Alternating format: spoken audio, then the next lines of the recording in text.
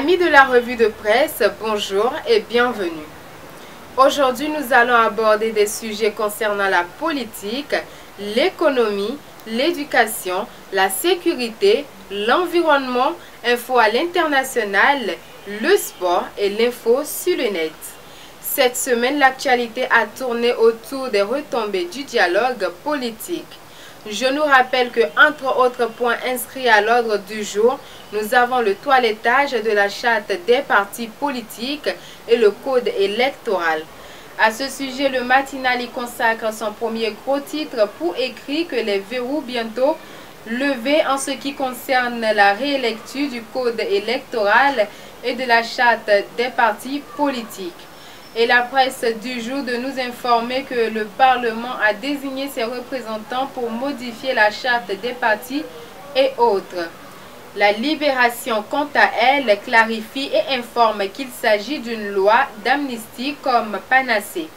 Et pendant ce temps, l'Écho aligne des mots comme faillite, abdication, destruction de la démocratie, du droit, de la justice, de la liberté, pour expliquer à ses lecteurs que nos élites et les politiciens qui les corrompent n'ont qu'une seule raison d'être qui est de ruiner le pays pour devenir riche.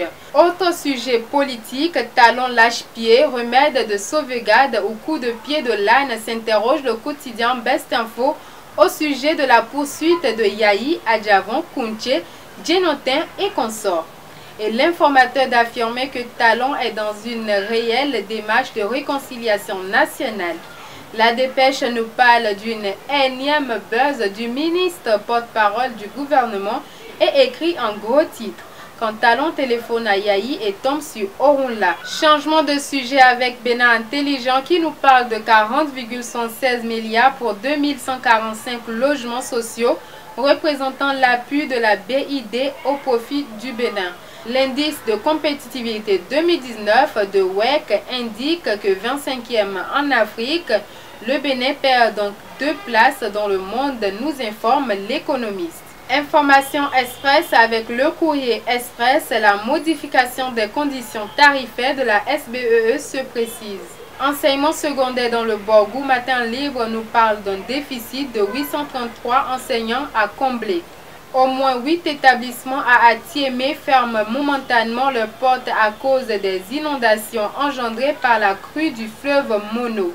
C'est le quotidien Fraternité qui nous offre cette information. Et pour clôturer ce sujet, voici quelques images du CEG Corvée dans la commune d'Apro-Misrété. En ce qui concerne la sécurité, Bénin Intelligent nous parle du recrutement de 500 agents sur concours selon une annonce de Saka Lafia. Environnement à présent, inondation des rues du littoral, le Clairon nous apprend que Cotonou renoue avec ses vieux démons. Nous allons voyager à l'international pour vous informer qu'en Chili, 7 morts dans les émeutes. Le président déclare le pays en guerre. BFMTV.com. Offensive en Syrie, Erdogan accuse l'Occident de s'être rangé du côté des terroristes. C'est une information que vous pouvez lire sur le site de SCINewsroom.com. Sport avec l'informateur Jeux Olympiaux de Tokyo, déjà 2 Béninois qualifiés. Information sur le net pour mettre un point final à cette revue de presse. Un couple s'est donné la mort par pendaison après la mort de leur enfant de 9 ans.